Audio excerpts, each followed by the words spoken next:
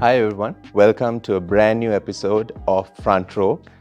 Here we have an eminent personality here with us, an Indian economist, Mr. Montek Singh Ahluwalia. He was the Deputy Chairman of the Planning Commission of India. So Mr. Ahluwalia, I have two questions for you. The first question is, during your tenure as the Deputy Chairman of the Planning Commission of India, what were the key strategies and policies that contributed to India's economic growth, and what were the challenges to implement them? Well, that's a big question for 10 years of being at the Planning Commission. Look, a strategy has many components, and in the Planning Commission, you're kind of involved in all of them. But I would say that probably the one new and different thing that we tried was to push infrastructure development through a public-private partnership mode. And it was quite clear to us that the resources available with the public sector were limited. The demand for investment in infrastructure was huge.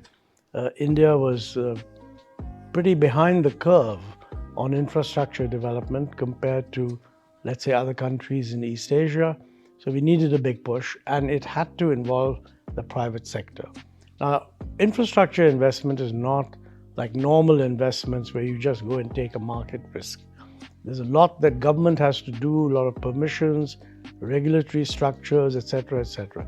So we found a way of parceling out projects through a public-private partnership mode where basically the government would offer the detailed terms and conditions on which the project could be allotted to someone, and they were then asked to bid for, let's say, the lowest capital subsidy that they would be willing to accept.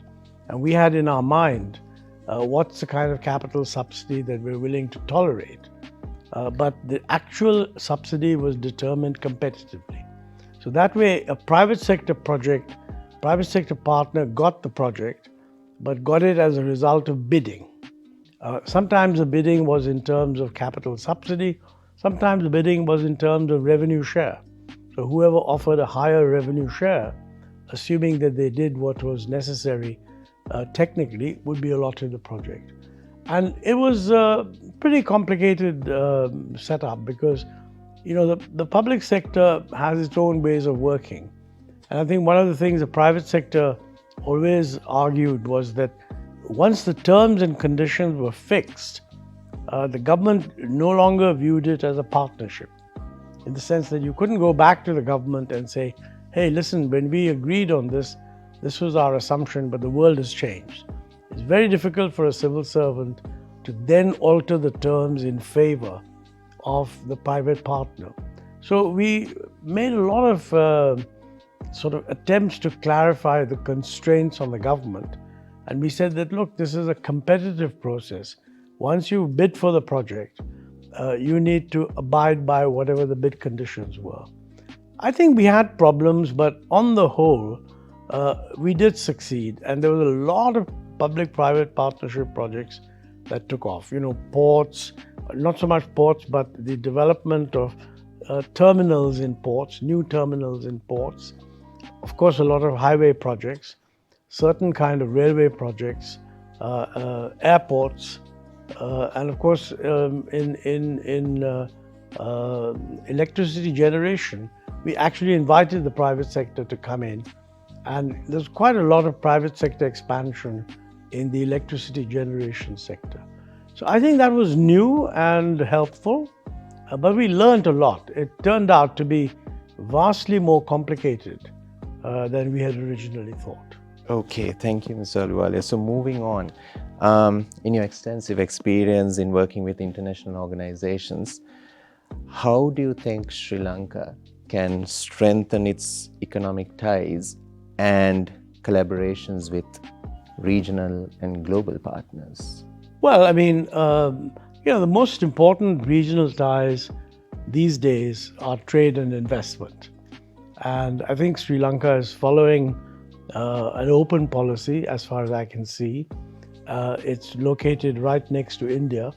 which, if India does well, and I do hope we will do well, you have a big expanding market right next to you. So it makes a lot of sense for Sri Lanka to see how they can exploit the Indian market. That's a question of getting trade access. We already have a free trade agreement. You could probably improve the terms for Sri Lanka under that free trade agreement. I think on investment, there are really no restrictions. I don't anticipate that Sri Lanka itself would want to be an outward investor into India, though it would be very welcome if it were to do so. But certainly they could invite Indian investment into Sri Lanka. And when I say trade, obviously people think of trades in goods, but I think the trade in services, particularly tourism, is a huge potential. Because what you're seeing in India is the emergence of a new, much more prosperous than before middle class. And you offer them the opportunity of a foreign holiday with the cheapest air transport from their home city to destination. And as far as I can see, excellent hotels, wonderful climate, beach. Already, I'm amazed at the number of Indians I know who are currently in this hotel. So clearly there's evidence that you're attracting tourists, but I think that what you're doing at the moment is a fraction of what is possible. I say that primarily because I think the next 10 years you'll see a huge expansion in Indians wanting to travel, because their income levels will get to the point where they suddenly want to travel. And many of them have been to Europe, sort of been there, done that. And I can imagine that when an Indian first starts to travel, he thinks of a European destination. But once you've been there once or twice, etc., then I think you just want to get away to somewhere nice where you can spend a pleasant 4 days with your family or friends. And to my mind, you're beautifully located from that point of view. Thank you, Mr. Ahluwalia, for that insightful discussion. And to our viewers, do stay tuned in for more insightful episodes in future. Thank you.